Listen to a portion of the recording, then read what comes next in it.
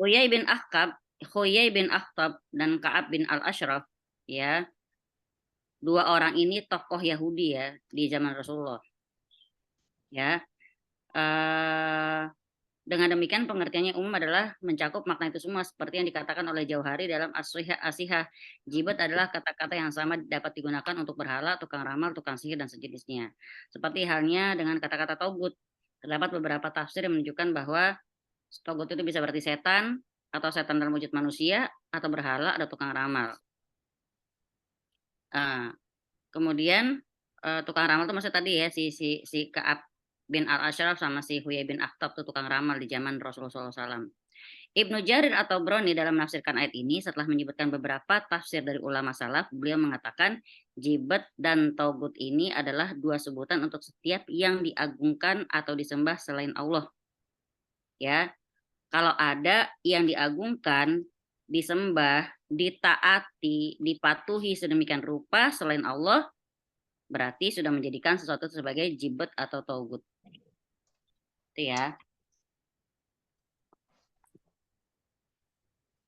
Sebelum kita beranjak ke dalil berikutnya,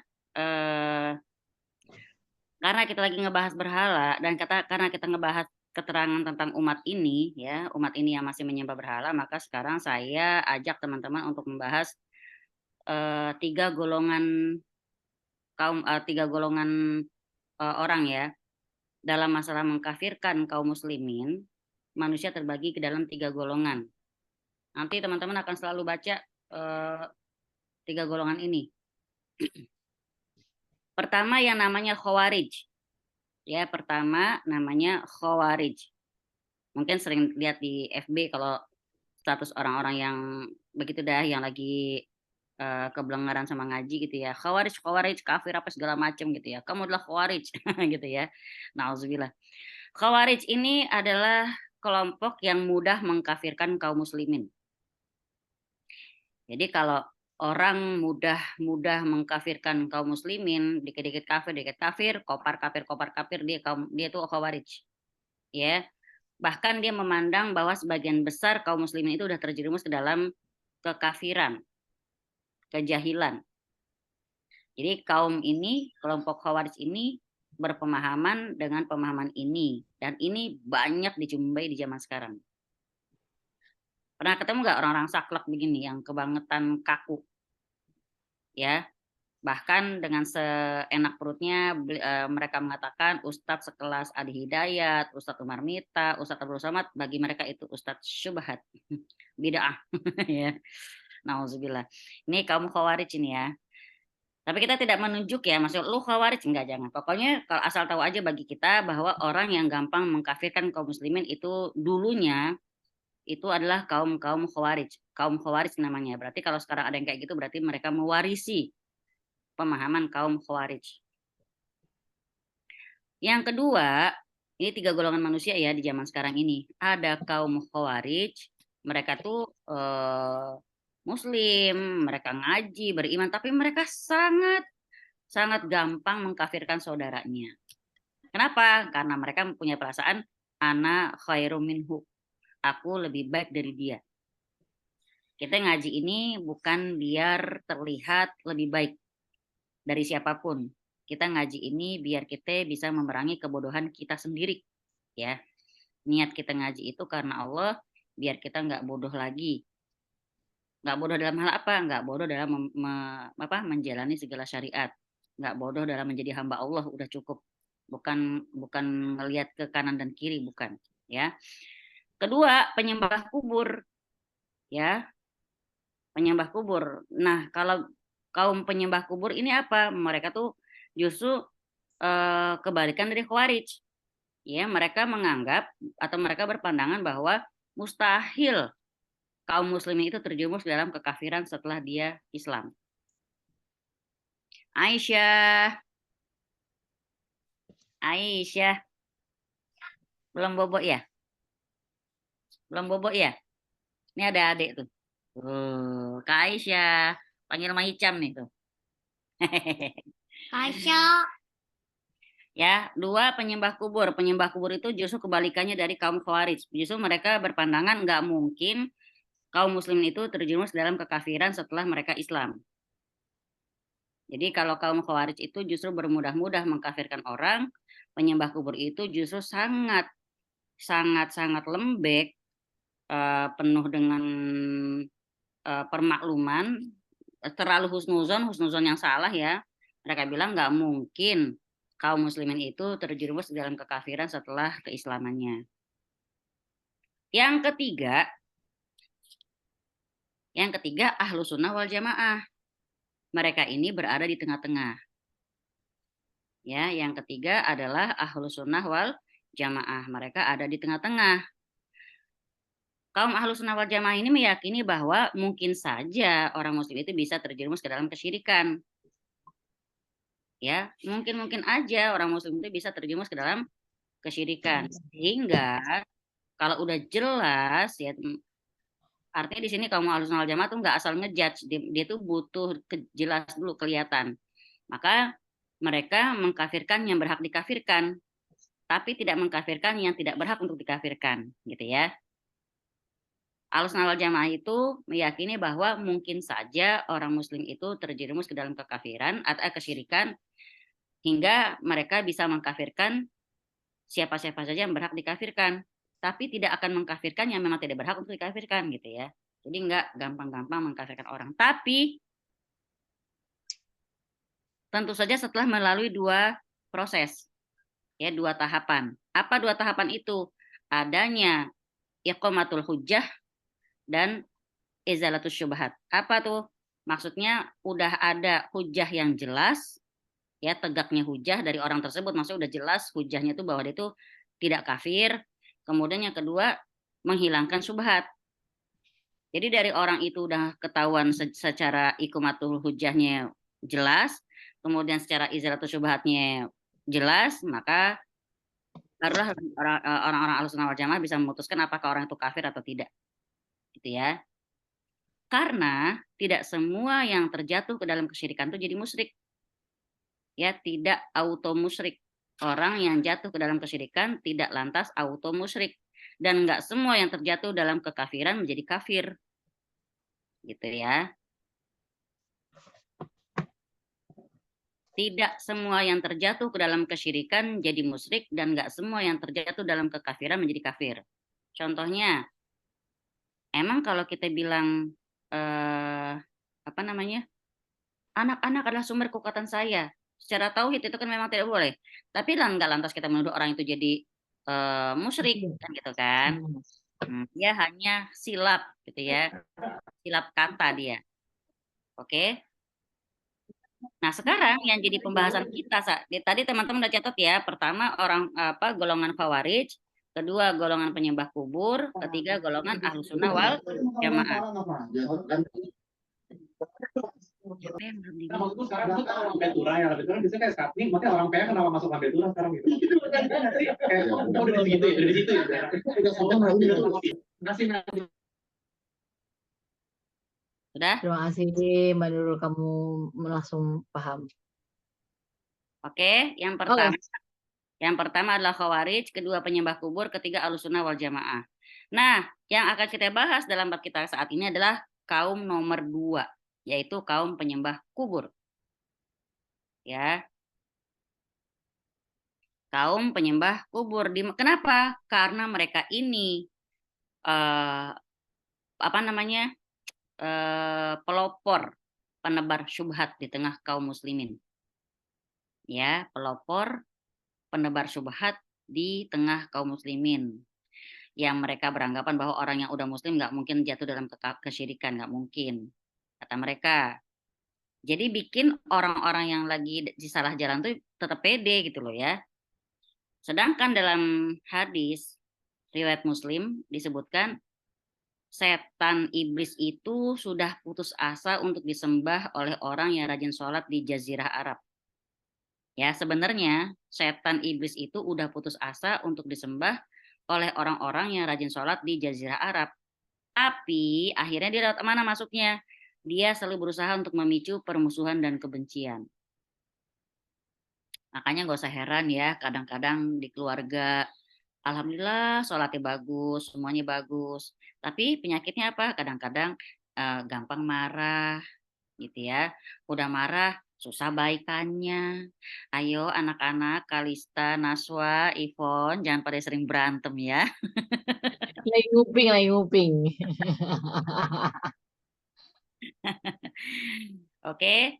Jadi kalau kalian merasa udah bagus sholatnya, udah rajin ngaji, udah tutup aurat, udah jadi anak bunda yang bagus, setan nggak akan putus asa. Dia bikin di hati-hati kalian saling emosi. Ya, kakaknya benci adiknya, adiknya benci sama kakaknya, gitu. Dengar baik-baik. Cuma dua, cuma dua. Yang satu lagi naik gunung. Pasti yang kedua naik gunung dah. Enggak, Ivon yang ketiga naik gunung. Wih, si bontot naik gunung. Oke ya. Hmm. Lanjut. Jadi di sini kata orang-orang penyembah kubur, mereka bilang orang-orang yang masih sholat nggak mungkin akan terjerumus ke dalam kesyirikan.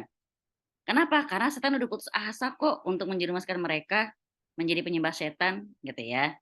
Wah, selama kita sholat kita nggak akan bisa disesatkan setan, nggak mungkin gitu kata mereka. Kata siapa? Gitu ya. Ada sholat, ada yang rajin sholat, rajin ngaji, masih kesurupan, bagaimana itu? Bagaimana Bu Indi? Bu Indi jangan pura-pura kalem Bu Indi. Nggak lucu lo kalau ngalami. Gitu ya. Jadi jangan kepedean dengan sholat yang sudah bagus, ngaji yang sudah bagus. Bukan berarti bikin down yang sudah bagus ya. Ya kalau gitu nggak jadi rajin-rajin. Nggak, jangan. Maksudnya tetap sholat itu usahakan pakai hati juga. Jangan badannya doang yang sholat, hati kagak diajak sholat. Yang namanya sholat itu ngadep Allah. Emang kagak malu hati kita ketahuan sama Allah lagi gremet-gremet menyimpan kesal gitu ya. Malu, Cin, ya. Jadi di sini kalau kata Syekh At-Tamimi, kata ayahandanya yang nulis buku ini, sebagian dari umat ini memang ada yang terjerumus ke dalam penyembahan terhadap berhala. Ya, ini dibantah, ya, ini dibantah. Kalau di hadis tersebut dibilangnya gini, Nabi cuma menjelaskan kondisi perasaan setan ketika melihat Islam tersebar waktu Fatu Mekah. Wow, Masya Allah itu. Kalau mau tahu kayak gimana ungkapannya di surat Izaja. Idza jaa nasrullahi wal fath wa ra'aitan nasa yadkhuluna fi dinillahi afwaja. Gitu ya, berbondong-bondong orang-orang masuk ke dalam agama Allah, Masya Allah. Nah, bagaimana orang-orang yang pakai dalil hadis tadi yang dibilang setan udah putus asa selama kita sholat? Orang-orang yang berdalil dengan hadis tersebut, hakikatnya dia berdalil dengan perasaan setan berarti. Ya, kalau kita gini loh. Coba sekarang kita cermati ya, hadis tadi kan dari Rasulullah SAW. Rasulullah SAW menggambarkan betapa putus asalnya setan ketika orang-orang sudah rajin sholat di Jazirah Arab. Kita sekarang dicermati ya kata-kata ini ya. Ini kata Nabi SAW. Berarti kalau kita pegang sesuai dengan perkataan Nabi, maksudnya bukan berarti lantas setan nggak akan goda kita selama kita sholat gitu ya. Ya. Nah, orang-orang penyembah kubur memakai hadis itu jadi yakin mereka pede bilang bahwa setan udah nggak bisa goda kita karena kita sholat. Berarti mereka pakai dalil apa yang mereka fokusin di hadis itu adalah perasaan si setan. Ngerti ya, teman-teman ya? Mereka pakai dalil perasaan si setan yang ada putus asa tersebut. Sedangkan kalau kita pegang perkataan Nabi, setan udah putus asa. Tapi kan mereka lewat mana maksudnya?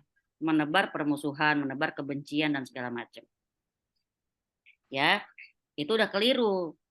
Ya, pakai perasaan setan. Perasaan setan itu kan belum tentu benar sesuai kenyataan. Karena apa? Setan juga walaupun setan gitu ya. Enak banget tuh ngomong setan walaupun setan. Dia tuh tetap nggak tahu ilmu yang goib. Gitu ya. Setan tuh walau dia makhluk goib, dia tuh nggak tahu ilmu goib. Jadi nggak usah merasa kalah sama setan, nggak usah bisa sok ngeramal-ramal gitu. Jadi kalau ada orang kemasukan jin dia bilang yang ngirimin saya tuh si Anu ipar kamu karena bla bla bla bla. Nanti kamu tahun depan bercerai segala macam, jangan dipercaya. Ya, setan sendiri walaupun dia makhluk goib dia nggak akan tahu hal-hal goib.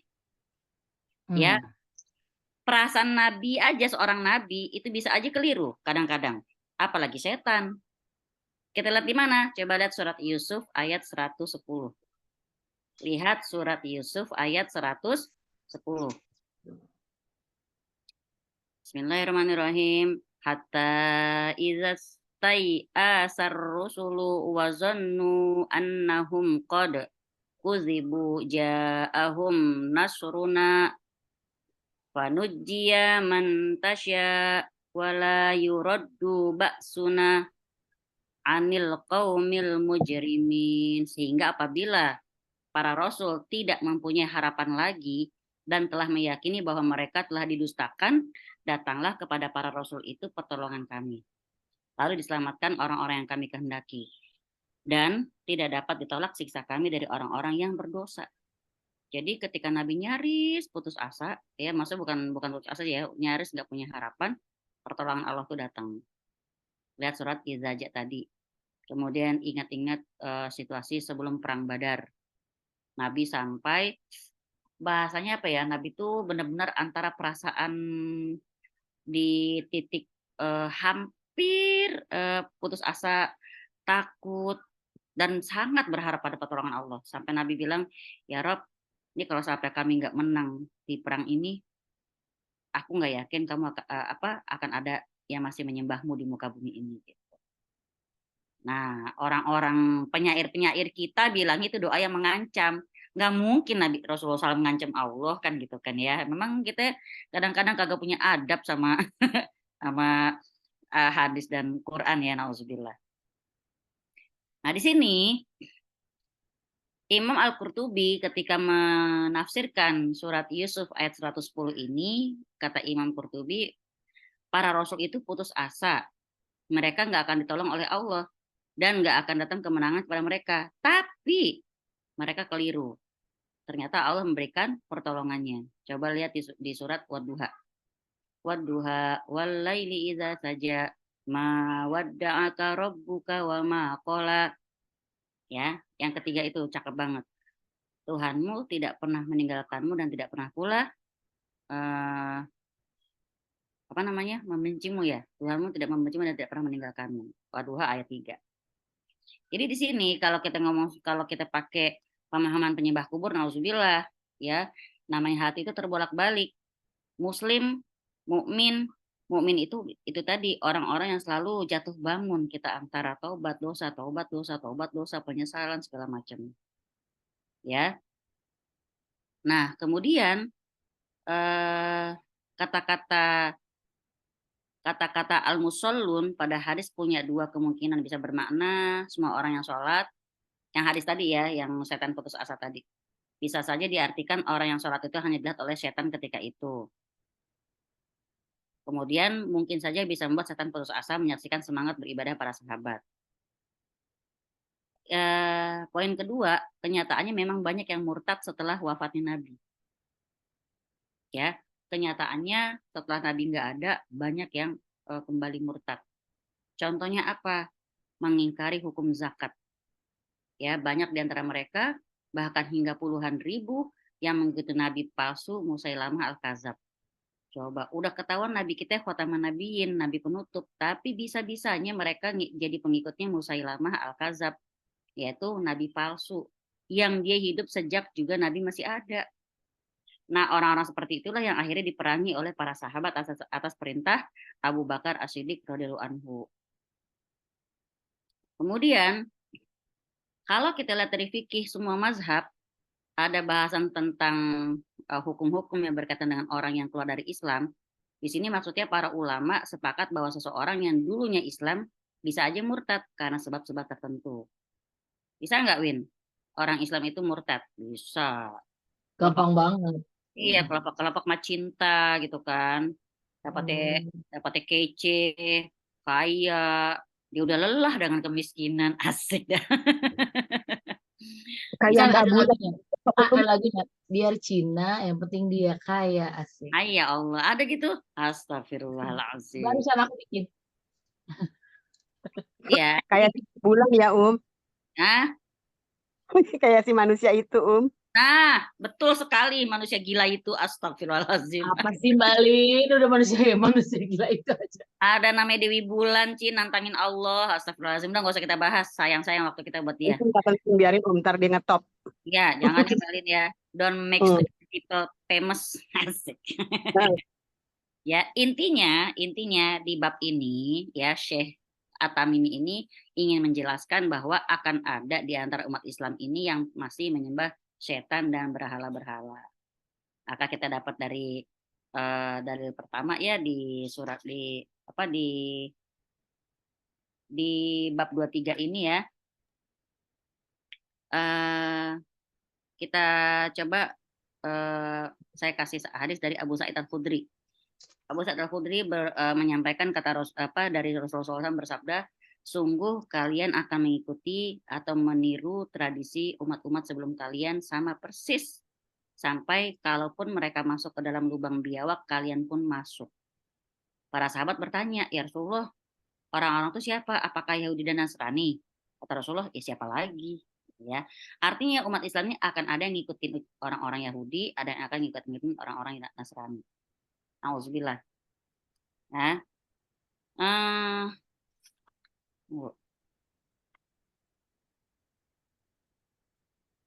kita udah ke hadis ketiga. Sekarang kita ke ini dulu. Kita sekarang ke Al-Maidah ayat 60. Bismillahirrahmanirrahim. Katakanlah, apakah akan aku beritakan kepadamu tentang orang-orang yang lebih buruk pembalasannya dari orang-orang yang fasik di sisi Allah, yaitu orang-orang yang dikutuk dan dimurkai Allah. Di antara mereka ada yang dijadikan kera dan babi dan orang yang menyembah togut. Siapa yang menjadi kera dan babi? Yahudi ya. Yang menyembah togut, Nasrani. Kemudian Al-Kahfi ayat 21, orang-orang yang berkuasa atas urusan mereka berkata, sesungguhnya kami akan menjadikan sebuah rumah peribadatan di atasnya. Ini orang-orang penyembah kubur jelas banget nih ya.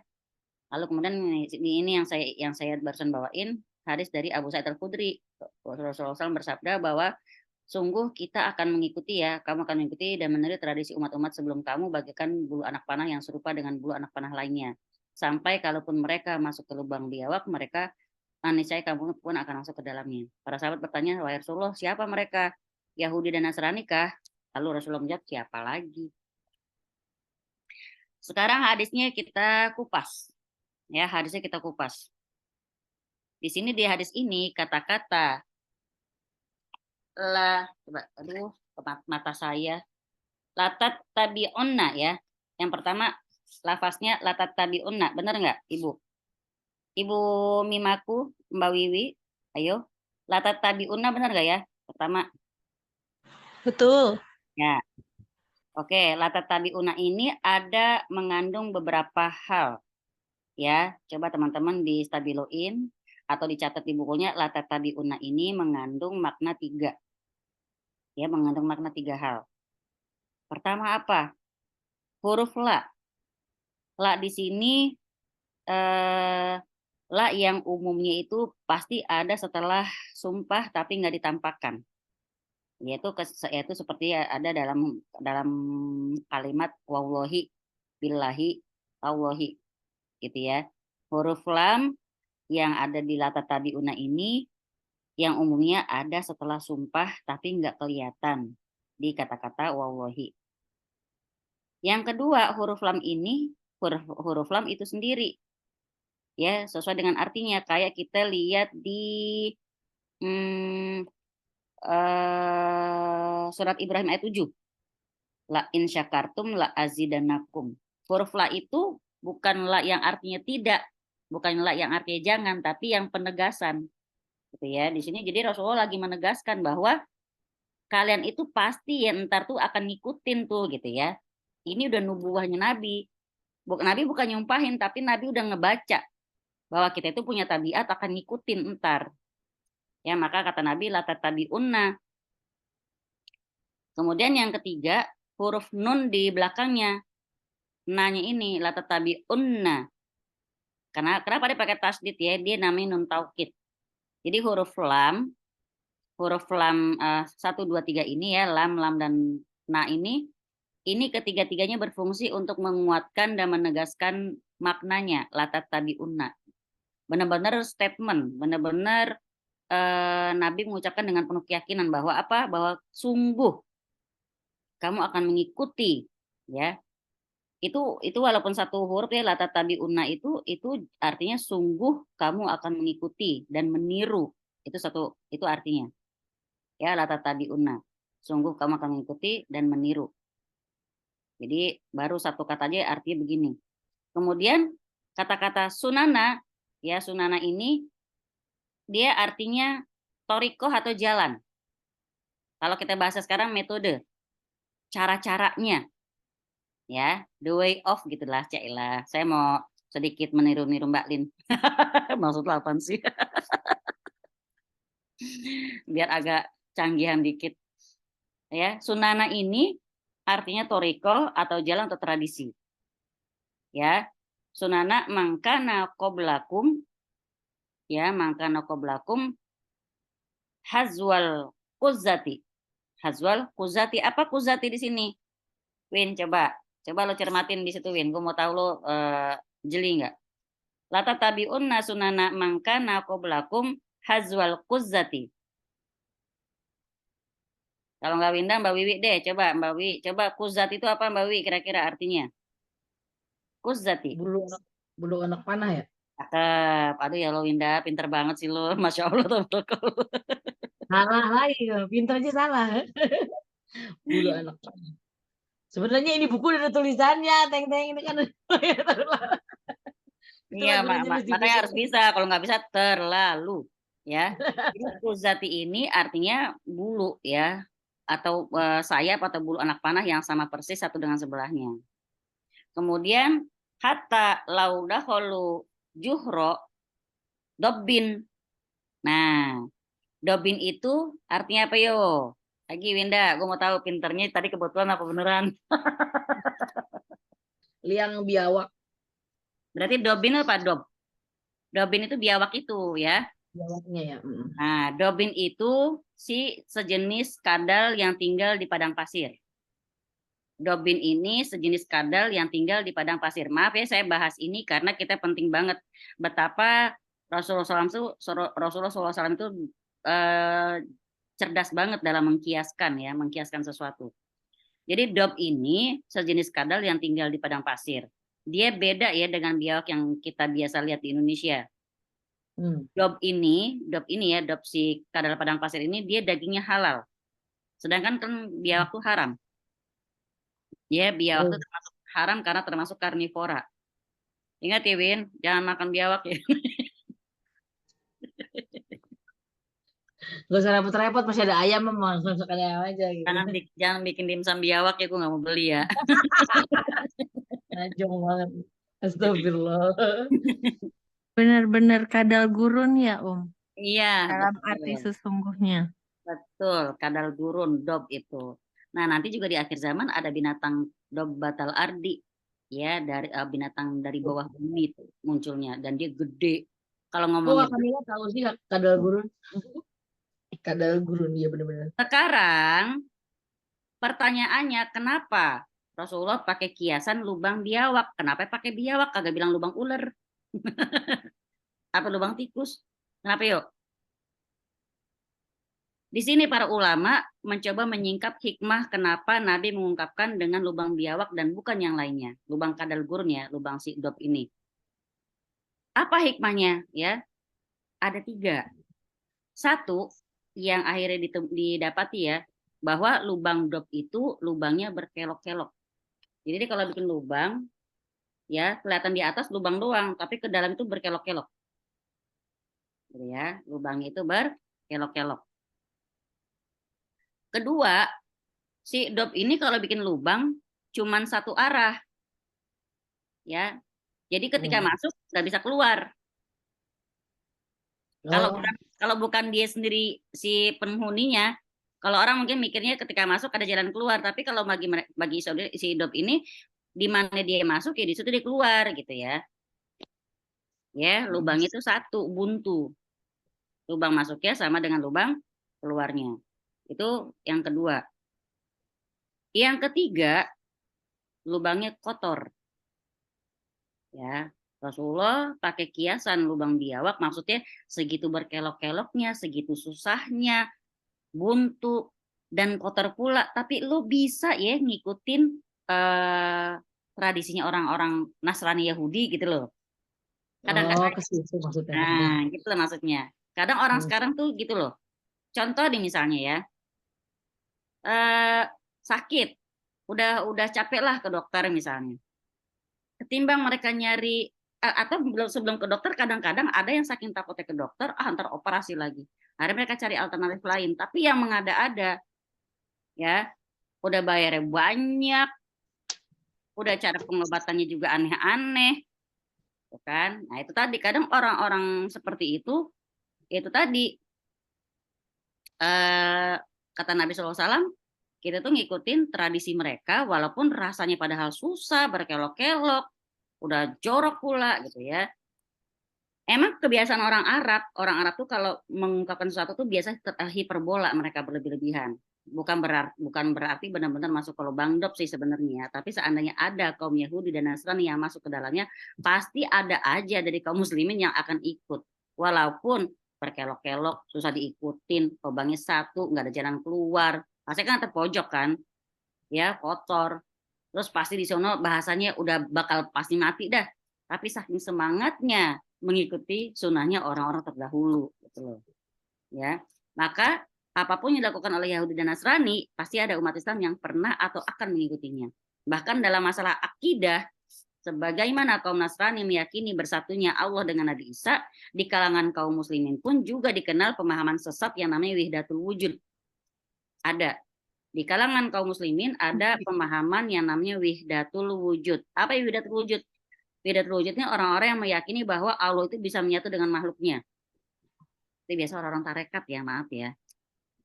Jadi mereka menganggap Allah itu bisa langsung bersatu dengan makhluknya. Nah, jadi di sini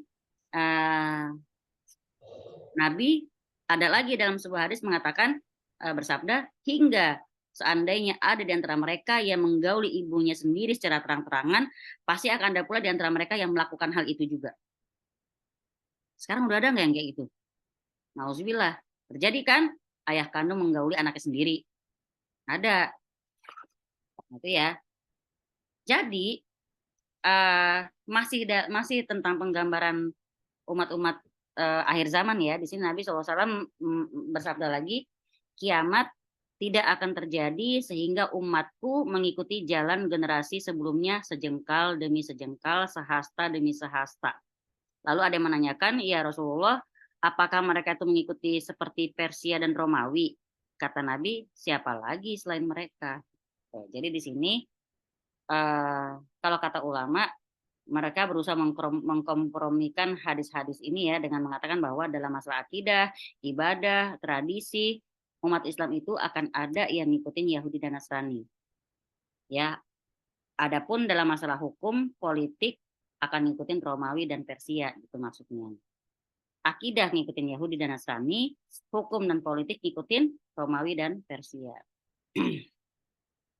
Sekarang kita ke dalil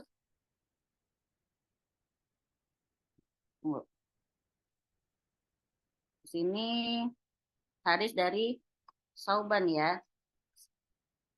Hadis dari Sauban.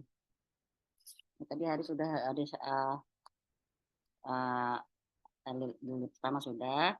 Kemudian kita ke hadis yang Al-Maidah 60.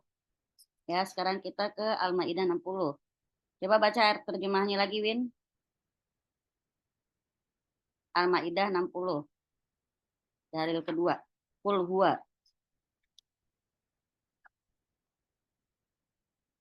Qul huwa unabbiukum. Tunggu bentar. Ini segala ada yang Qul hal Qul hal ya. Oh iya, qul ha unabbiukum. Oke. itu siapa yang ada? Ya udah monggo. Yang dapat duluan. Mbak Mila. Baca Mbak Mila. Selamatkan Winda Mbak Mila. Buruan. artinya Om. Terserah kalau mau baca satu juznya sih gak apa-apa. Nyantain dia. Katakanlah, apakah akan aku beritakan kepadamu tentang orang-orang yang lebih buruk pembalasannya dari orang-orang fasik itu di sisi Allah, yaitu orang-orang yang dikutuki dan dimurkai Allah. Di antara mereka ada yang dijadikan kera dan babi, dan orang yang menyembah togut. Ya. Di sini ya, di surat ini, lanjutnya ada sayang. Lanjutan dari surat ini adalah mereka itu lebih buruk tempatnya dan lebih tersesat dari jalan yang lurus. Nah, ini kan ayat 60. Nah, di ayat ke-59-nya Allah berfirman, katakanlah wahai ahli kitab, apakah kamu memandang kami salah hanya lantaran kami beriman kepada Allah, kepada apa yang diturunkan kepada kami dan kepada apa yang diturunkan sebelumnya. Sedangkan kebanyakan di antara kamu benar-benar orang-orang yang fasik. Baru itu ke ayat 60 ya.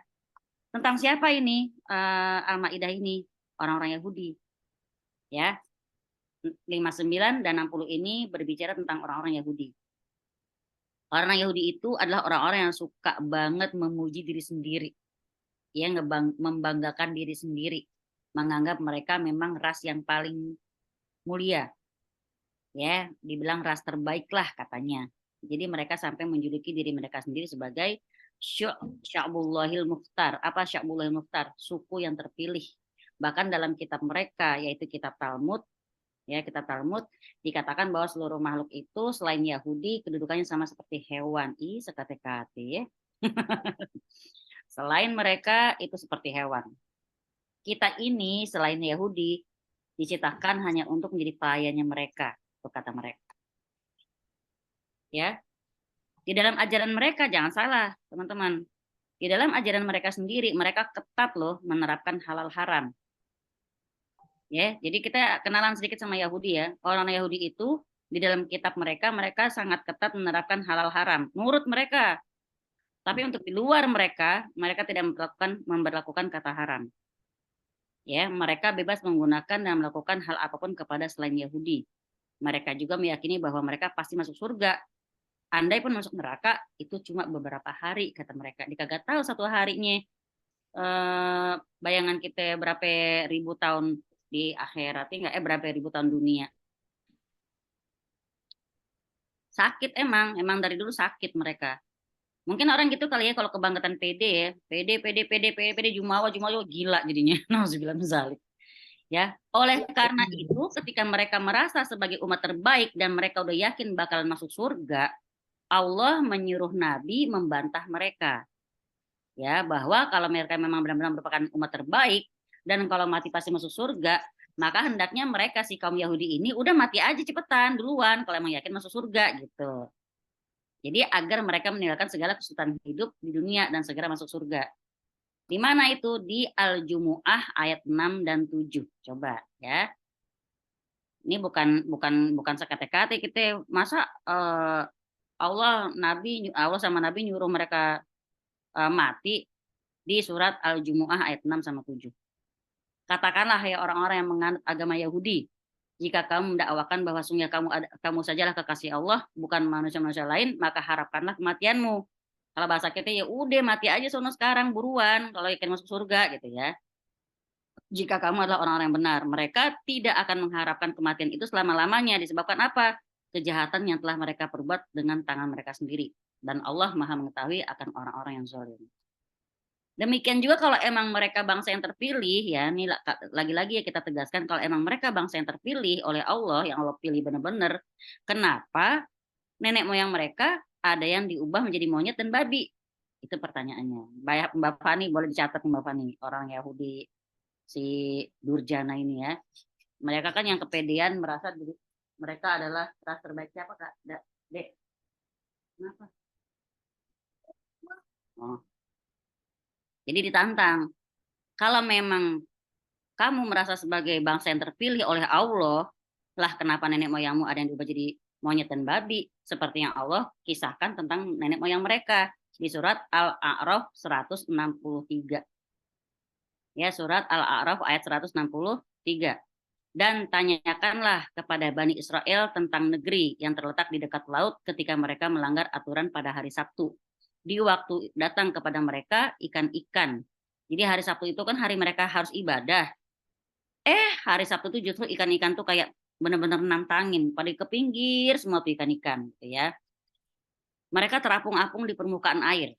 Dan di hari-hari yang bukan hari Sabtu, ikan-ikan itu tidak datang kepada mereka. Demikianlah kami mencoba mereka disebabkan mereka berlaku fasik. Jadi mereka cuma disuruh ibadah 1 hari doang loh selama 1 minggu, cuma hari Sabtu. Ya, hari Sabat kata mereka kan, hari ibadah. Hari nggak boleh ngapa-ngapain pokoknya. 1 harian itu Allah cuma minta jangan ngapa-ngapain sehari aja. Tapi yang namanya ujian dari Allah kan, hari Sabtu dari mulai pagi ikan tuh udah nongol di pinggir-pinggir pantai. Gitu. Mereka tahu hari itu nggak boleh ngapa-ngapain. Mereka pakai akal licik mereka. Dari Jumat sore mereka pasang jaring. Mereka pasang perangkap. Mereka akan ambil perangkap itu di hari Minggu siang. Nggak boleh tetap ya. Kan Sabtunya aku nggak ngapain lah, tapi kan kamu naruh perangkap dari Jumat sore. Berarti kan tetap nggak fokus, nggak lillahi ta'ala banget, tawakal amal tuh nggak ada. Nah gitu ya, jadi itu mereka pasang jaring, mereka gali lubang ke arah tempat air yang mereka buat nampung-nampung ikan mereka. Jadi kalau udah Minggu pagi mereka lihat udah penuh tuh sama ikan-ikan. Jadi kalau secara kasat mata mereka emang seolah-olah tidak berbuat apa-apa, tapi kan mereka udah nangkep, ya, udah bikin dari hari Jumat. Jadi perbuatan itu emang tergantung sama niat, ya. Akhirnya Allah murka dan melaknat mereka karena perbuatan tipu-tipu mereka, ya. Kalau buat kita tuh udah tipu daya, ya. Tipu muslihat mereka, Allah pun mengubah mereka menjadi babi-babi dan monyet-monyet. Nah, di sini Aisyah, Siti Aisyah radhiyallahu anha, istri Nabi SAW, Aisyah pernah, ini mungkin teman-teman ada yang pernah nanya ya, Mbak Lin siapa ya kalau nggak salah ya? Boleh nggak kita mendoakan keburukan buat mereka? Ada nggak teman-teman yang mau nanya kayak gitu? Apalagi kalau kita orang-orang nyeleneh di sekitar kita, orang-orang sakit di sekitar kita ya. Boleh nggak kita pakai hadis Siti Aisyah? Coba. Aisyah pernah mendoakan keburukan untuk para Yahudi yang berlaku jahat kepada Nabi. Ya, diriwayatkan dari ibunda Aisyah radhiyallahu anha, beliau menceritakan serombongan orang Yahudi meminta izin untuk bertemu dengan Rasulullah SAW. Nah, jadi ini ibaratnya mereka yang datang ke rumah Nabi, tapi mereka ngenyek banget gitu loh. Mereka ngucapin apa? Assalamualaikum katanya. Mungkin kalau sekilas teman-teman nggak tahu bedanya. Mereka bukan ngucapin assalamualaikum bukan, tapi mereka ngucapin assalamualaikum. Nah, bisa ya lihat bedanya teman-teman ya. Asam itu. Asam. Ya, la-nya hilang. Kalau kita kan assalamualaikum. Yahudi mengucap salam assalamualaikum. Apa bedanya? Kalau assalamualaikum keselamatan untukmu. Si Yahudi pakai kata-kata assalamualaikum. Apa artinya? Kematian untukmu. Mampus lo gitu. Nah, Aisyah spontan. Boleh, Mah. Ya, senang lagi belajar. Aisyah radhiyallahu anha spontan menjawab. Kata Aisyah apa? Assalamualaikum ya ikhwan. Al-qirodah wal khonazir walatullah wa ghadabahu, kata gitu. Jadi Aisyah langsung dicecer sama Aisyah. Kematian untuk kalian juga, wahai saudaranya kera, wahai saudaranya babi, laknat Allah atas kalian dan juga murka Allah atas kalian, kata Aisyah gitu ya. Aisyah tuh langsung marah dia. Saudara babi, saudara kera, laknat Allah untuk kalian kayak gitu. Nah, Rasulullah negur ke Siti Aisyah. Mahlan ya Aisyah. Wahai Aisyah, diam. Udah lemah lembut aja, kata Rasulullah SAW. Terus Aisyah menjawab lagi. Emang kau gak dengar kata mereka ya Rasulullah? Aisyah gitu. Ya, kau gak dengar ucapan mereka? Maka Rasulullah bersabda. Kata Rasulullah, tidakkah engkau mendengar bahwa aku sudah merespon ucapan mereka? Wahai Aisyah, tidaklah sikap lemah lembut itu terdapat dalam sesuatu kecuali akan menghiasinya. Dan tidaklah sikap lemah lembut itu tercabut dari sesuatu kecuali akan memperkeruhnya. Artinya, segala sesuatu kalau udah dihinggapi dengan kelembutan, pasti akan baik kelihatannya. Segala sesuatu kalau tercabut kelemah lembutan, pasti akan jelek kelihatannya. Bisa dibayangin nggak, Win? Kenapa orang-orang banyak yang aliran sesat kok bisa ya menarik follower karena mereka pakai kelemah lembutan. Mm-mm. Ya, strategi. Kenapa orang yang ngaji banyak yang bubar? Karena orang-orang yang merasa benar ini tidak pakai kelemah lembutan. Mm-mm. Sayang kan? Kalau emang yang kita sampaikan itu benar, kalau yang kita sampaikan itu Quran dan hadis, kenapa pelit untuk berlemah lembut sama saudara kita sendiri? Gitu ya. Jadi di sini jangan sampai kalah sama orang-orang sesat itu. Mereka aja bisa narik follower banyak-banyak karena dengan kelemah lembutan. Ya, makanya tapi kadang-kadang jiwa manusia tuh yang senangnya dilembut-lembutin mulu gitu ya, nggak bisa ditegasin.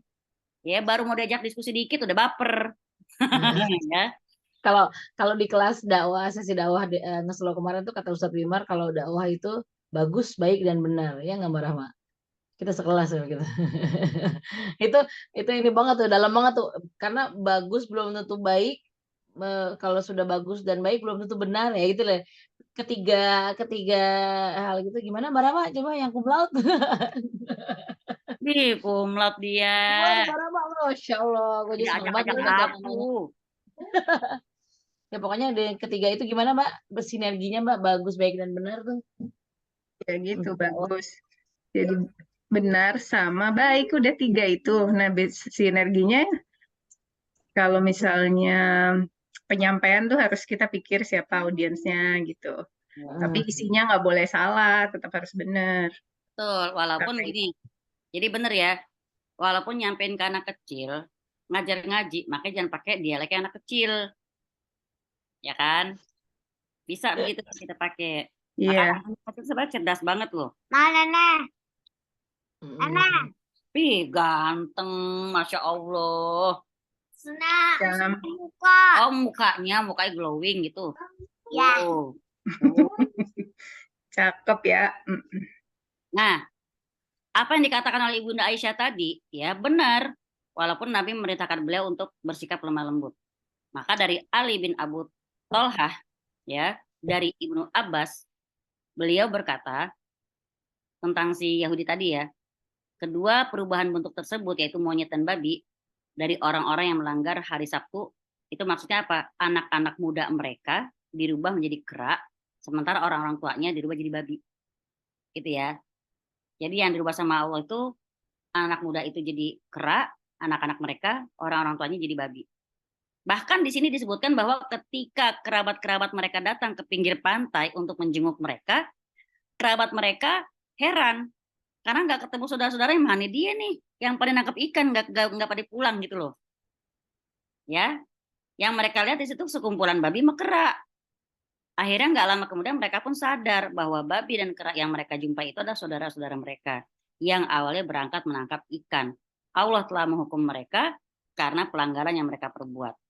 Maka disebutkan bahwasanya kera-kera dan babi-babi tersebut tidak memiliki keturunan.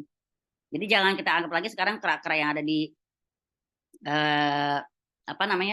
saat ini itu keturunan mereka, enggak. Kalau kata Ibnu Mas'ud radhiyallahu anhu, seorang lelaki berkata, "Wahai Rasulullah SAW, kera dan babi yang ada sekarang apakah termasuk keturunan orang-orang yang dirubah bentuknya oleh Allah?"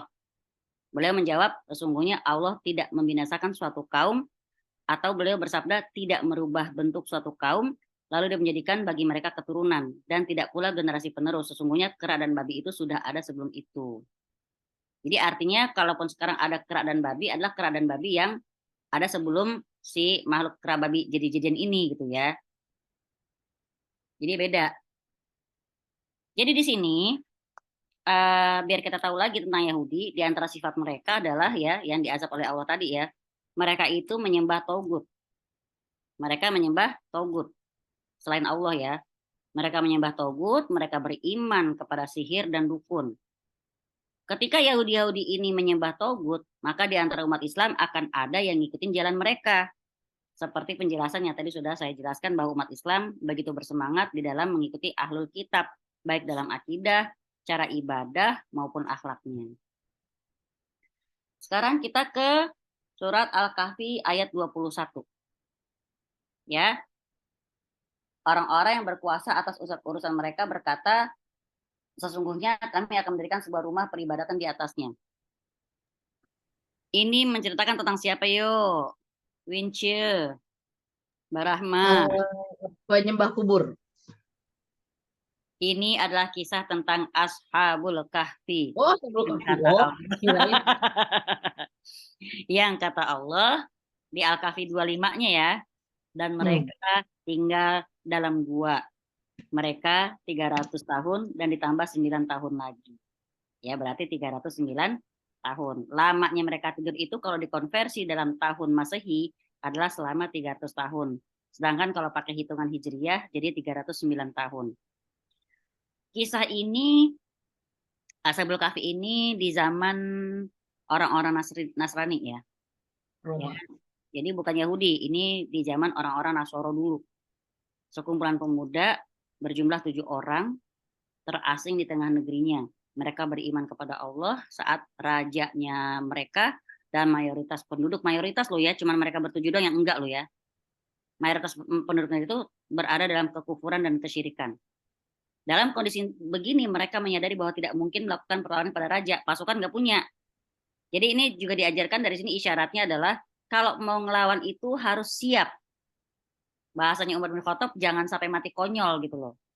Ya, kalau mau ngelawan harus siap. Persenjataan siap, pasukannya ada, jangan asal bahasa jangan asal nganter nyawa gitu. Di sini mereka di tengah-tengah raja dan hampir seluruh rakyatnya jatuh dalam kekufuran dan kesyirikan, mereka tuh nggak mungkin melakukan perlawanan karena apa? Raja dan pasukannya itu berkali lipat lebih banyak dan lebih kuat.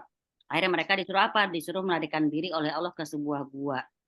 Nah, kisah ini juga menjadi dalil bahwa jumlah bukanlah ukuran kebenaran. Bukannya yang banyak berarti benar, gitu ya. Karena betapa sering manusia terpedaya dengan jumlah yang banyak. Ih, itu pengikutnya banyak banget. Biasanya kita jadi latah, ikut-ikutan, mengikutinya. Ya. Ih, pengajiannya kalau ada pengajiannya pasti yang datang ribuan. Gitu ya. Fenomena zaman sekarang. Padahal ukuran kebenaran adalah apa? Kesesuaian antara Al-Quran dan Sunnah. Nah, setelah mereka mengasihkan diri ke dalam gua dari kaumnya, Allah bikin mereka tidur selama bertahun-tahun. Panjang, ya sampai 309 tahun. Ketika mereka bangun, mereka udah nggak sadar. Mereka kira mereka cuma tidur seharian. Langsung mereka ngerasain lapar. Baru dia mengutus salah seorang dari mereka untuk keluar cari makanan. Ketika dia keluar dari gua, dia menyaksikan kok udah berubah, kok beda gitu. Ya, pas mau nukerin duit baru tuh dia tahu kalau dia tuh udah tidur udah. Pokoknya itu kekagetan mereka yang aneh banget lah pokoknya. Penduduk negeri mulai menyadari bahwa itu adalah uang zaman dulu dan akhirnya para penduduk negeri mengetahui bahwa mereka adalah pemuda-pemuda yang dulu dikejar-kejar oleh raja dan pasukannya ratusan tahun yang lalu. Dia pun kembali ke gua dan orang-orang mulai mencarinya kembali. Allah berfirman dalam surah Al-Kahfi 21 ya di sini. Dan demikian pula kami mempertemukan manusia dengan mereka agar manusia itu mengetahui bahwa janji Allah itu benar. Bahwa kedatangan hari kiamat itu tidak ada keraguan padanya. Ketika orang-orang itu berselisih tentang urusan mereka, orang-orang itu berkata, dirikan sebuah bangunan di atas gua mereka. Tuhan mereka lebih tahu tentang mereka. Ya, Allah perlihatkan para ashabul kahfi ini kepada manusia sebagai bukti bahwa kebangkitan itu benar terjadi. Tapi sampai sekarang tidak ada yang tahu pasti di mana gua tempat ashabul kahfi tidur. Itu tadi menghindari para penyembah kubur ini bikin bangunan di atasnya, gitu ya. Nah, subhanallah. Ya. Akhirnya ketika Allah matikan orang si ashabul kahfi ini ya setelah Allah perlihatkan ashabul kahfi kepada manusia sebagai bukti saja, lalu Allah menjadikan mereka meninggal dunia. Nah, ketika mereka meninggal dunia, baru dia orang mulai berselisih. Baru Al-Kahfi ayat 21 ini ke orang-orang yang menyembah kubur tadi. Winda nggak salah banget sih tadi jawabannya, Win, ada benernya. Nah, ini cuman ceritanya backgroundnya. Karena emang kebiasaan orang Nasrani itu yang namanya bikin tempat ibadah di atas kuburan ini ya. Mereka menemukan tempat meninggalnya orang soleh itu, maka mereka pengen bangun kuburan di atasnya. Ini sesuai dengan hadis dari Aisyah. Dia berkata bahwa Ummu Habibah dan Ummu Salamah waktu pergi ke Habasyah kan mampir tuh ke gereja. Ummu Salamah sama Ummu Habibah laporan bahwa ketika mereka lagi masuk ke gereja, mereka melihat di dinding-dinding itu banyak rupaka-rupaka. Apa rupaka? Teman-teman tahu kan kalau ke gereja apa yang kita lihat biasa di tembok di atasnya itu? Gambar-gambar kayak mural gitu ya, Tuhan-Tuhan mereka gitu, patung-patung berhala gitu. Nah, itu diceritakan lagi kepada Nabi SAW dari Ummu Salamah. Semuanya mereka, maka Nabi menjawab, mereka itu apabila ada di antara mereka terdapat orang-orang yang soleh, lalu meninggal dunia, maka mereka pun membangun di atas kuburnya masjid, maksudnya tempat ibadah. Dan mereka memasang di dalamnya gambar-gambar untuk mengenang orang-orang soleh tersebut. Mereka adalah makhluk yang paling buruk di sisi Allah pada hari kiamat kelak. Ya, jadi orang-orang yang menyembah kuburan orang-orang soleh itu makhluk terburuk kalau kata Allah. Auzubillah. Nah, maka padahal Allah udah bilang ya di sini makhluk terburuk, tapi akan tetap ada aja dari umat Islam yang ngikutin perbuatan mereka gitu loh. Yang meniru-niru perbuatan mereka. Sayang banget kan? Harusnya hadis ini mereka tahu gitu loh. Ya kan? Firman Allah Ta'ala dalam tadi ya, qala allazina ghalabu ala amrihim, orang-orang yang berkuasa atas urusan mereka di Al-Maidah tadi adalah tuh isyarat bahwa Allah mencela perbuatan ini. Karena apa? Karena Allah menyandarkan perbuatan tersebut kepada orang-orang yang berkuasa. Sebagaimana kebanyakan keadaan para pembesar yang diceritakan oleh Allah dalam Quran ya, tokoh-tokoh pada zamannya adalah orang-orang yang jahil dan tidak berilmu. Kebanyakan pengikut para nabi tidak berasal dari para pembesar. Iyalah jelas kalau ada nabi datang, biasanya kan kalau orang yang merasa udah besar, punya kedudukan terhormat, ngapain ngikutin nabi? Nabi dari mana lu kan gitu ya. Jadi yang ngikutin nabi biasanya orang-orang yang bukan pembesar. Makanya di Al-A'raf ayat 60, pemuka-pemuka dari kaumnya itu berkata, sesungguhnya kami memandang kamu berada dalam keselatan yang nyata. Jadi udah dakwahnya ditolak, dicelak pula gitu ya. Kemudian di Al-A'raf 66 di sini pemuka-pemuka kafir dari kaumnya berkata, sungguhnya kami benar-benar memandang kamu dalam keadaan kurang akal, dan sungguhnya kami menganggap kamu adalah orang yang dusta. Jadi semua nabi itu yang datang tuh didustai oleh orang-orang yang pembesar di antara mereka. Ini Al-A'raf semua ya, dari 60, 66, 75. Teman-teman dicatat, Al-A'raf 60, 66, 75. Pemuka-pemuka yang menyombongkan diri di antara kaumnya berkata kepada orang-orang yang dianggap lemah yang telah beriman di antara mereka. Jadi di sini lagi diceritain sama Allah betapa sombongnya para pembesar-pembesar itu, para pemuka-pemuka itu. Mereka dengan terang-terangan menyelisihi jalan yang ditempuh oleh para rasul di antara mereka. Ya, tapi itu tadi sombong sama Nabi, nolak Nabi, tapi ntar ketika orang soleh meninggal, mereka bikin masjid di atas kuburannya. Ya. Nah, dilalahnya, sebagian orang justru menjadikan ayat ini sebagai dalil tentang bolehnya membangun masjid di atas kuburan. Mereka beranggapan bahwa kuburan Ashabul Kahfi itu di atasnya dijadikan masjid. Padahal enggak. Ya, enggak. Kita bantah lagi dengan kita tanya balik mereka, apakah Allah menyebutkan keadaan mereka dalam bentuk memuji atau membenarkan perilaku mereka? Enggak. Enggak ada dalilnya. Di sini yang justru Allah sebutin kan Allah marah ya. Allah bilang pemuka-pemuka itu sombong lah, apalah kayak gitu.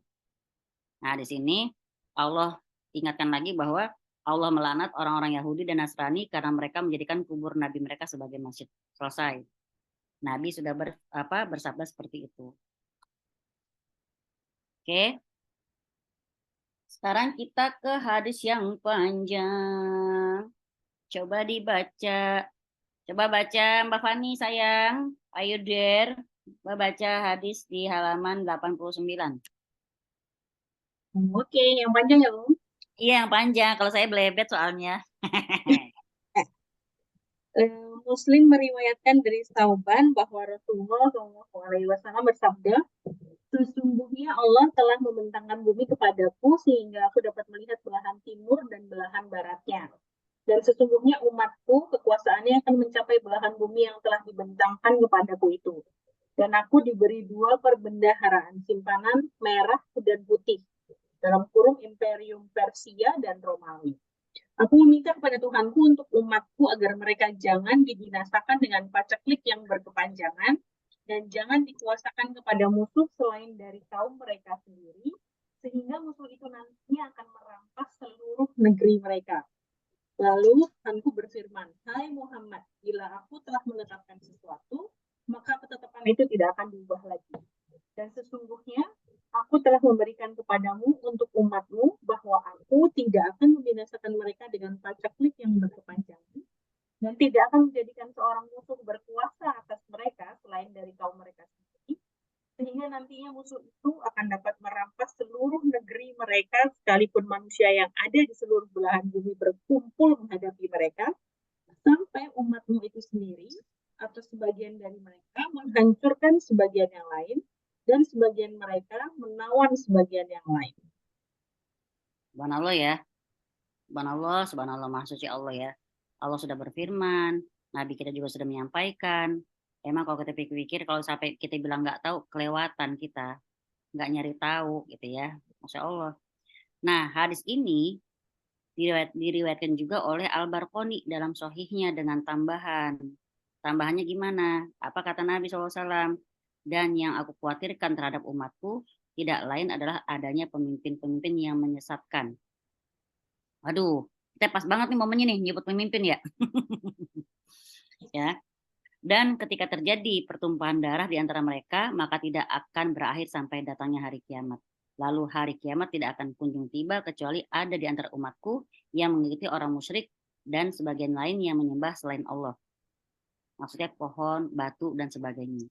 Sungguh akan ada pada umatku 30 orang pendusta. Ini hadis sahih ya.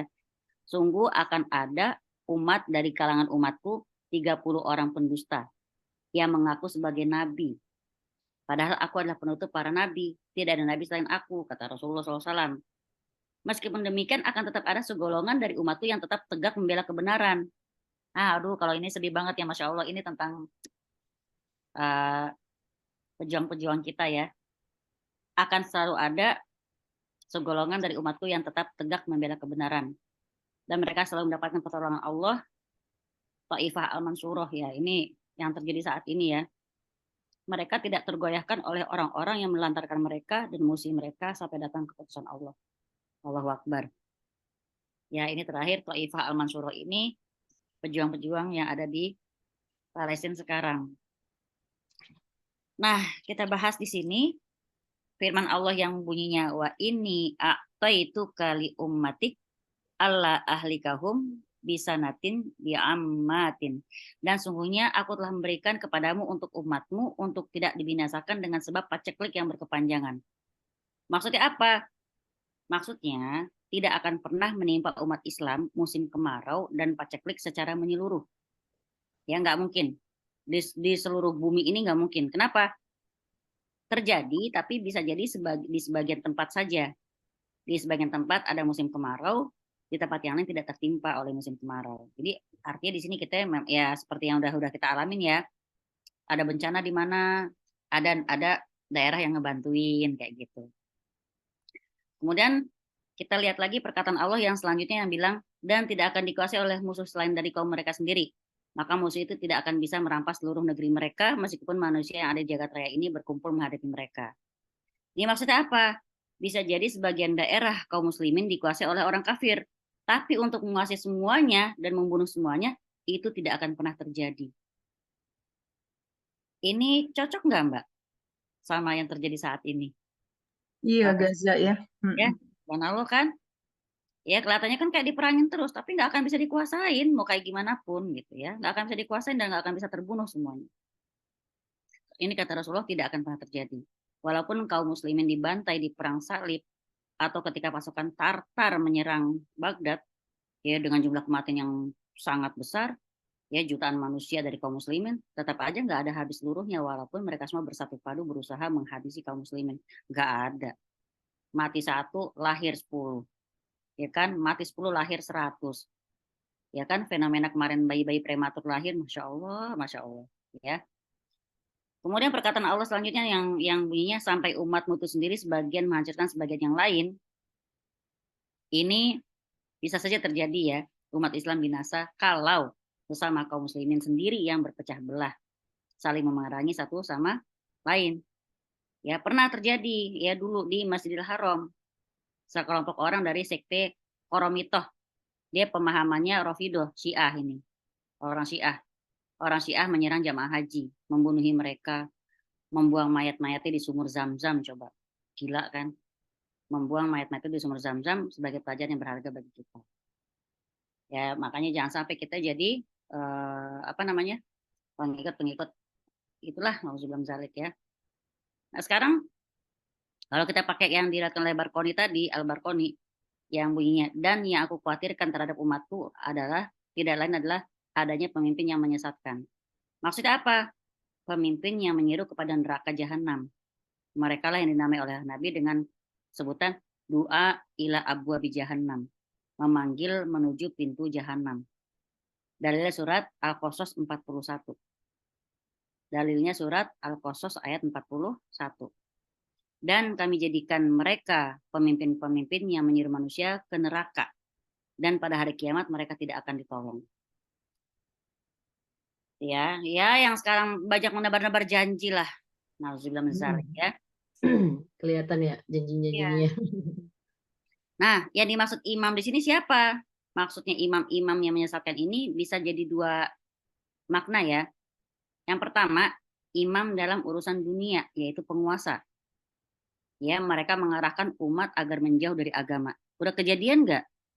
Kejadian. Kita acak-acak lah ibaratnya nauzubillah min dzalik, menghalalkan yang haram, mengharamkan yang halal, menantang syariat Allah. Ya, lantas banyak aja yang ikutin mereka. Ini adalah hal yang paling berbahaya. Makanya hari kiamat nanti orang-orang itu nggak akan ditolong sih pemimpin-pemimpin itu. Kenapa? Kejahatan mereka kan udah bikin banyak yang ikutin mereka gitu ya. Itu imam dalam urusan dunia. Makna kedua, imam dalam urusan agama.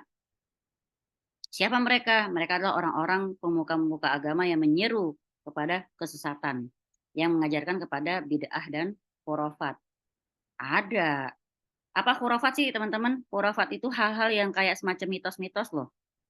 Ya, yang menyarankan larung. Kan banyak ya hal-hal kayak gitu, ada Khurafat. kiai. Nah, hal-hal kayak gitu malah ada kiainya kan gitu kan. Ada ustadznya. Iya. Karena itu hal yang salah gitu ya. Itu yang dibilang pemuka-pemuka yang menyeru kepada kesesatan dan yang mengajarkan mereka kepada bid'ah dan khurafat, melariskan kesyirikan, menjual jimat, memperindah minta-minta kepada penghuni kubur. Ya kan kesannya seakan-akan kayak indah banget gitu loh, sakral, ya. Emang kan kuburan tuh diwangi-wangiin, gimana kagak berasa di Arab, dipakainya minyak wangi Arab. Ya, bikin ritual-ritual khusus agar umat datang kepada penghuni kubur dan seterusnya. Nauzubillah summa nauzubillah. Nah, inilah yang Nabi khawatirkan. Ya, gimana akibatnya kalau seorang imam yang sesat diikuti oleh jutaan manusia? Nauzubillah min dzalik. Ya, maka kata Nabi SAW, dan ketika terjadi pertumpahan darah di antara mereka, maka tidak akan berakhir sampai datangnya hari kiamat. Kata para ulama, teman-teman dilihat kata-katanya ya, ketemu gak Win? Dan ketika terjadi pertumpahan darah di antara mereka, maka tidak akan berakhir sampai datangnya hari kiamat. Kata para ulama, sejak Utsman bin Affan dibunuh, pedang tidak akan pernah terangkat lagi. Akan terus terjadi pertikaian di tengah kaum muslimin sampai hari kiamat. Sejak Utsman bin Affan dibunuh. Sedih nggak sih? Sedih ya. Nah, kemudian kata Nabi yang ada yang di sini yang dibilang, lalu hari kiamat tidak akan kunjung tiba kecuali ada di antara umatku yang mengikuti orang-orang musyrik. Nah, ini ya potongan hadis ini yang dijadikan Syekh sebagai dalil bahwa di tengah umat ini akan ada yang menyembah berhala. Mengikuti kaum musyrikin itu maksudnya ada dua, ya. Mengikuti kaum musyrikin yang dimaksud di buku ini, ya, yang dimaksud di hadis ini, mengikuti kaum musyrikin itu maksudnya bisa dua. Satu, mengikuti agamanya kaum musyrikin. Ya, satu artinya berarti mengikuti agamanya kaum musyrikin, yaitu satu kabilah ngikutin agamanya kaum musyrikin. Satu kabilah loh. Berarti kan sekelompok kaum, sekelurahan, sekecamatan mungkin gitu ya, mengikuti agama kaum musyrikin. Makna yang kedua, pindah ke negeri kaum musyrikin bukan cuma sekedar agamanya yang diikutin, bahkan mereka berbondong-bondong pindah ke negeri kaum musyrikin. Ada yang kayak gitu? Ada. Ya kan, tinggal di luar. Pertama ngikutin tradisinya dulu, lama-lama lepas semua identitasnya. Nauzubillah summa nauzubillah. Nah, sabda Nabi yang bunyinya dan sebagian lain yang menyembah berhala, ini dalil yang tegas bahwasanya akan ada dari umat Rasulullah terjerumus ke dalam kesyirikan. Ya, ini jelas-jelas bantahan terhadap orang-orang yang berpendapat bahwa orang-orang yang nyembah kubur itu dijamin nggak akan terjadi kesyirikan di antara Muslim. Nggak mungkin setelah mereka masuk Islam tuh nggak mungkin akan jatuh ke dalam kemusyrikan. Itu dibantah. Ya, karena apa? Nabi sendiri kok yang ngabarin hal itu pasti akan terjadi. Dan sekarang kalau kita saksikan kan banyak praktek-praktek kesyirikan merajalela kan di tengah-tengah kita. Praktek-praktek perdukunan, penglaris itu udah biasa. Orang pakai alat pakai kata-kata apa? Ih, kita bukannya minta sama manusia, ini cuma sekedar syariat. Bahasa kampung, bahasa bahasa di apa? Haluskan, diperhalus. Bukan diperhalus, dibikin sedesa mungkin, ya sendeso mungkin tuh kata kita syariatin, syariat. Nah kan kalau kita bahasakan secara Arab syariat bukan begitu. Ini cuma disyariatin. Aduh ya Allah, astagfirullahaladzim ya, itu betapa cara setan tuh membelokkan itu samar banget emang ya, halus kalau kata Yuda tadi.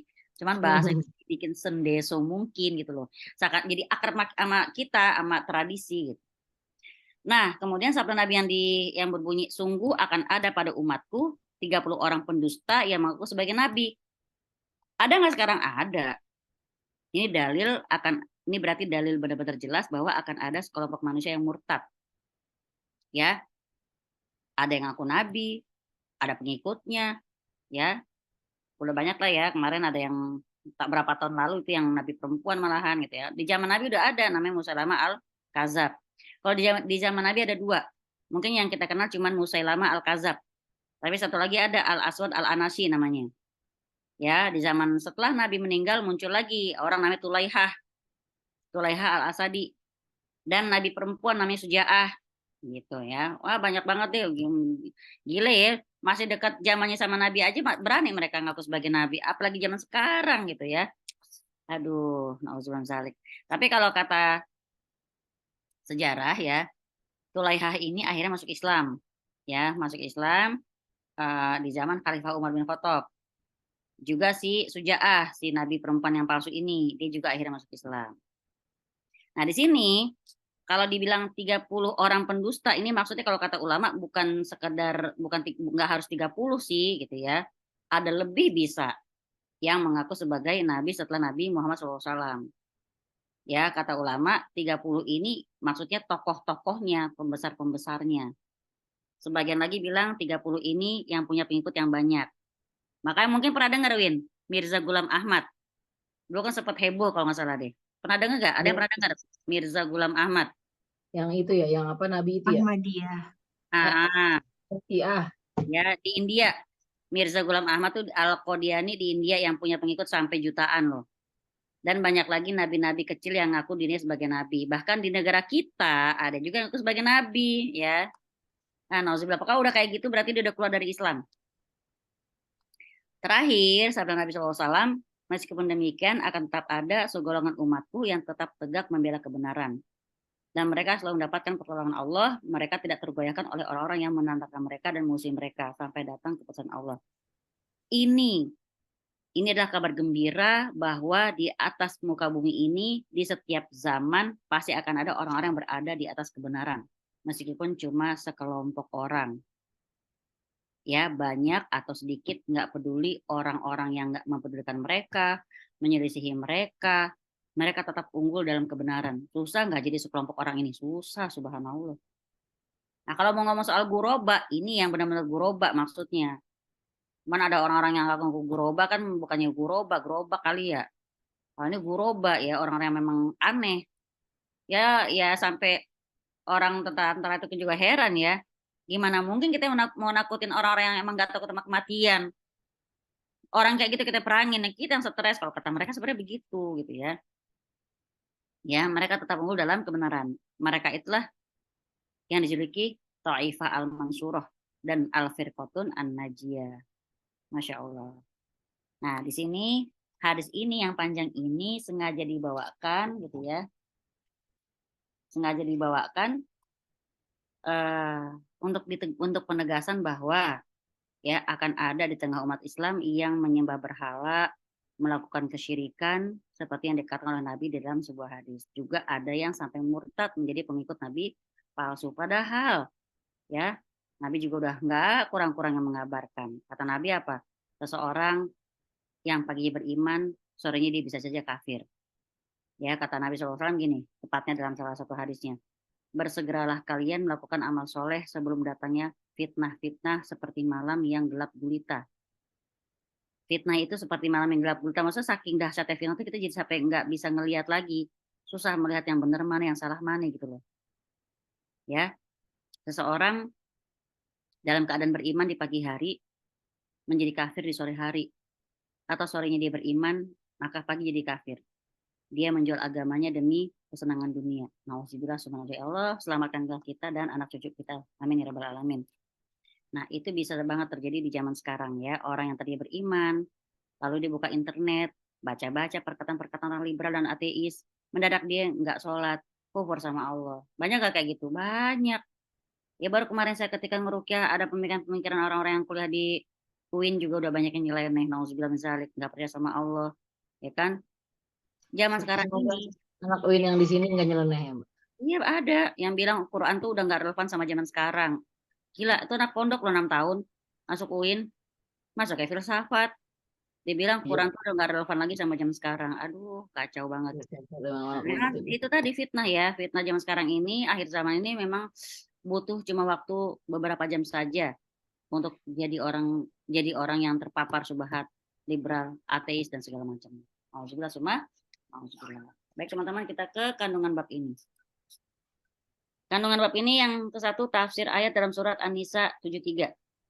Footnote-nya, ayat ini menunjukkan bahwa apabila orang-orang yang diturunkan kepada mereka Alkitab ya mau beriman kepada Jibrit dan Togut, maka tidak mustahil dan tidak dapat dipungkiri bahwa umat ini yang diturunkan kepada Al-Qur'an akan berbuat pula seperti yang mereka perbuat. Karena Rasulullah SAW telah memberitahukan bahwasanya akan ada di antara umat ini orang-orang yang berbuat seperti yang diperbuat oleh orang-orang Yahudi dan Nasrani. Yang kedua, tafsir ayat dalam surat Al-Maidah. Ayat ini menunjukkan bahwa akan terjadi di kalangan umat ini penyembahan Togut, sebagaimana telah terjadi penyembahan Togut di kalangan Ahlul Kitab. Kalau bertanya lagi, Togut itu apa? Togut itu pokoknya segala sesuatu yang disembah, ditaati, dipatuhi, dipuja, diagungkan sedemikian rupa selain Allah. Itu Togut. Ya. Kemudian yang ketiga, tafsir ayat dalam surat Al-Kahfi. Ayat ini menunjukkan bahwa ada di antara umat ini orang yang membangun tempat ibadah di atas atau di sekitar kuburan, seperti telah dilakukan oleh orang-orang sebelum mereka. Yang keenam, Niar. Baca, Maniar. Yang keenam, bahwa iman kepada Jib dan Togut mesti akan terjadi di kalangan umat ini, yaitu umat Islam, sebagaimana ditetapkan dalam hadis dari Abu Sa'ad, dan inilah yang dimaksud dalam bab ini. Tadi udah ya, hadis dari Abu Sa'ad tadi ya. Kita akan ikutin jejak mereka sejengkal demi sejengkal, sehasta demi sehasta gitu ya. Yang ketujuh, Ibu Mima. 4 sama 5-nya belum, hafal. Saya udah baca tadi. Oh, belum ya? Belum. Belum ya? Yaudah, Ibu Mima keempat. Masalah penting sekali yaitu apa pengertian iman kepada Jibrit dan Toghut di sini? Apakah sekedar percaya dalam hati atau mengikuti orang-orangnya sekalipun membenci barang-barang tersebut dan mengerti akan kebatilannya? Gimana? Paham gak Ibu tentang Toghut tadi? Jibrit. Pokoknya berhala-berhala ya. Pokoknya kita itu mengagungkan, mentaati, mematuhi, pokoknya takzim sedemikian rupa sama selain Allah. Gitu ya, kita taatin banget, kita patuhin banget, kita puja, kita agungkan lebih dari kita mengagungkan Allah. Nauzubillah subhanahu wa ta'ala. Yang kelima, Mbak Mila. Sebagai buktinya, apa yang dikatakan ahli kitab kepada orang-orang kafir, kaum musyrikin Mekah, bahwa mereka lebih benar jalannya daripada orang-orang yang beriman. Kita sama satu sama lain saling merasa paling benar ya. Makanya kalau ada orang Islam yang seperti itu kan sedih banget, kasihan. perasaan merasa paling benar itu ada pada mereka, jangan sampai ada pada kita gitu ya. Nah, tadi nomor 6 udah dibaca oleh Mbak Niar, nomor 7 Mbak Nova, apakah kau ada di sana? Mbak Nova Ciledug.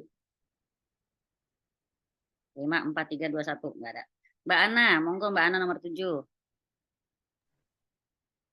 Ya, Nomor 7 dinyatakan oleh Rasulullah SAW bahwa akan terjadi penyembahan berhala di banyak kalangan dari umat ini. Betul tidak itu pernyataannya? Ya, Ya kan? betul. Betul ya, ya entah berhalanya benda mati atau berhalanya orang yang hidup, ya mereka mengikutinya, ya selama orang itu berpuasa, nauzubillah zalik. Nomor 8, Mbak Lin. Bismillah, nomor 8 ya, Ya. Hal yang amat mengherankan munculnya orang yang mengaku nabi seperti Al-Mukhtar, padahal dia mengucapkan 2 kalimat syahadat. Menyatakan bahwa dirinya termasuk dalam umat ini, bahwa Rasulullah benar, dan bahwa Al-Quran benar. Padahal disebutkan dalam Al-Quran bahwa Muhammad adalah penutup para nabi. Namun demikian pengakuan kenabian Al-Mukhtar dipercayai orang, meskipun jelas kontradiksinya. Ia muncul pada akhir masa sahabat dan diikuti oleh banyak orang. Nauzubillah kan ya, padahal masih dekat sama jarak meninggalnya Nabi kan, baru baru habis masa sahabat. Sudah ada aja orang yang muncul mengaku sebagai nabi. Berarti dia munculnya di zaman tabiin. Ya, di zamannya ulama-ulama yang pernah ketemu sama sahabat ya. Lalu orang ini muncul nih, gitu ya. Tapi dia gak ketemu sama para sahabat. Kemudian yang ke-9,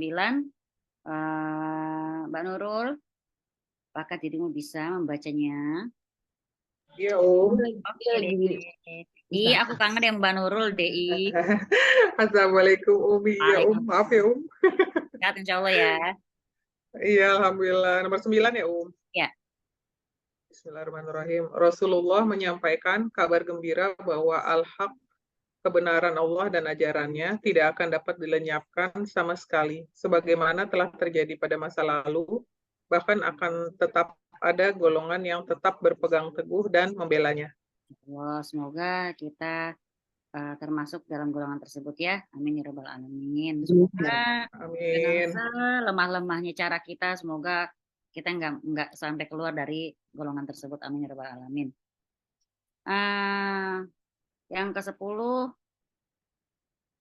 Mbak Prita, Astari Prita. Nomor 10, tanda utamanya bahwa mereka sekalipun sedikit jumlahnya tidak tergoyahkan oleh orang-orang yang menghinakan ataupun menentang mereka. Allahu Akbar. Itu loh, si ganteng Abu Ubaidah. Ya, Masya Allah. Lagi jadi ini baru ya? Iya.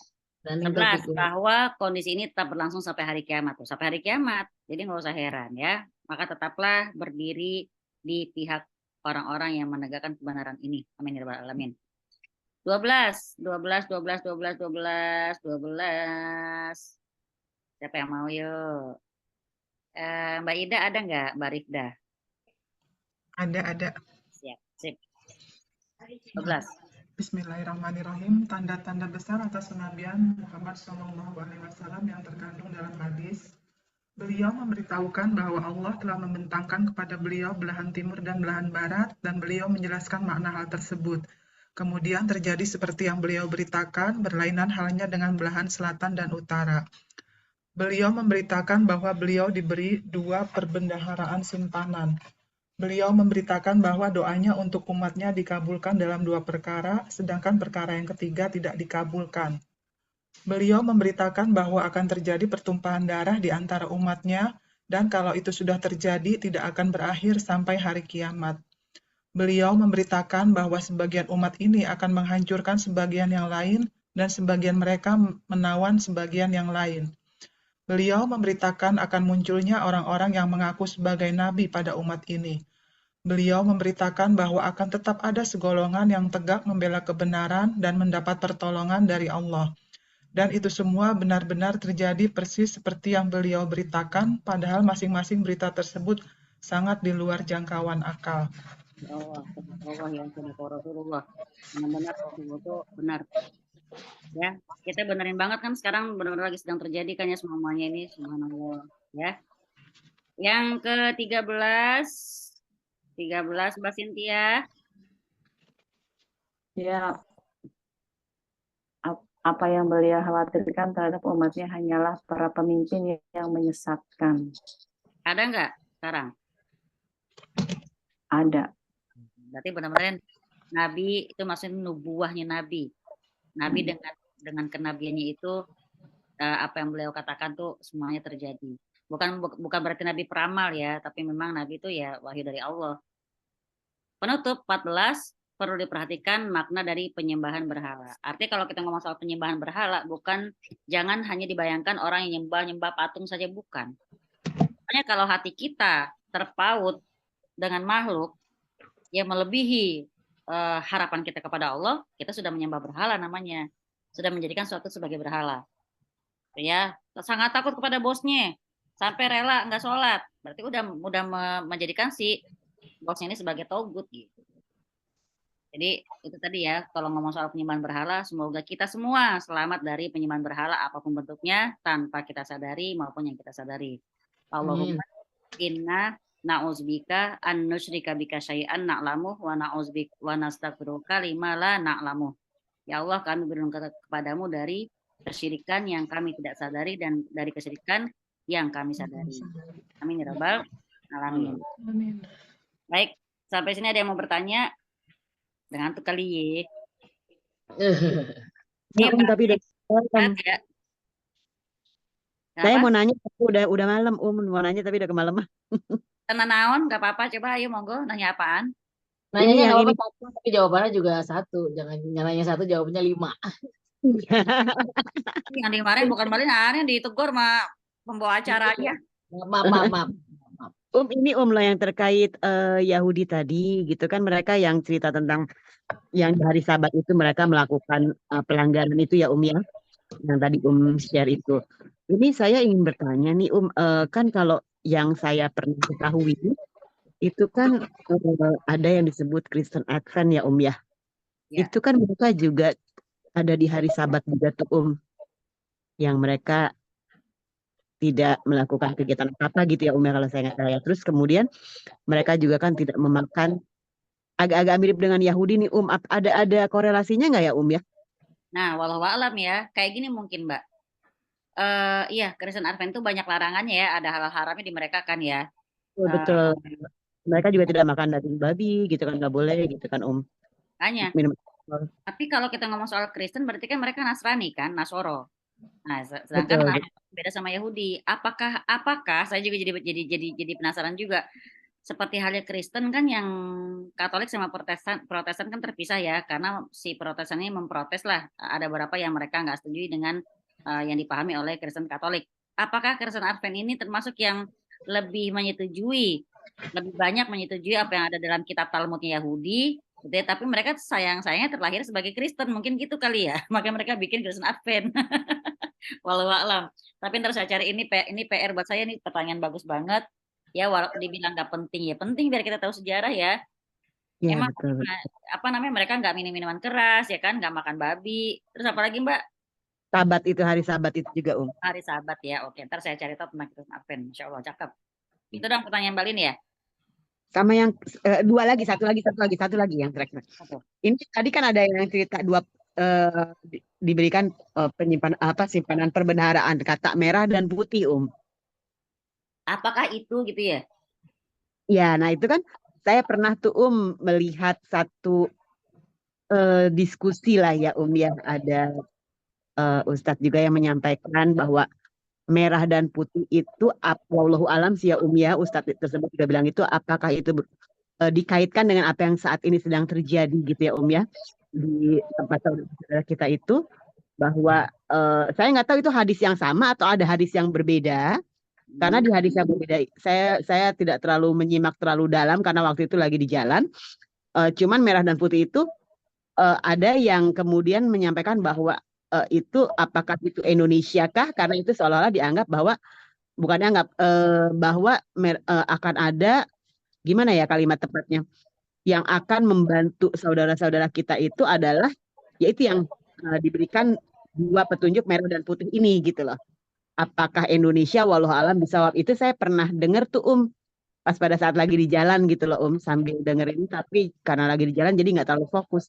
Pernah dengar juga nggak itu Saya pernah sih, pernah baca ya, pernah baca yang dan dibilang itu ternyata juga memang katanya bendera Rasulullah itu memang merah putih hijau gitu kan, merah putih hijau hitam. Kan merah putih kan kita tuh Indonesia tuh Nah, kita dan orang mencocok logikan merah putih itulah yang dihususin banget yang wah ternyata Indonesia ini memang udah ada ya di dalam hadis Nabi SAW. Sekarang kita lihat dulu ya, bentar. Tunggu. Ini tulisannya panjang sih Mbak, apa ntar saya kopasin di grup ya.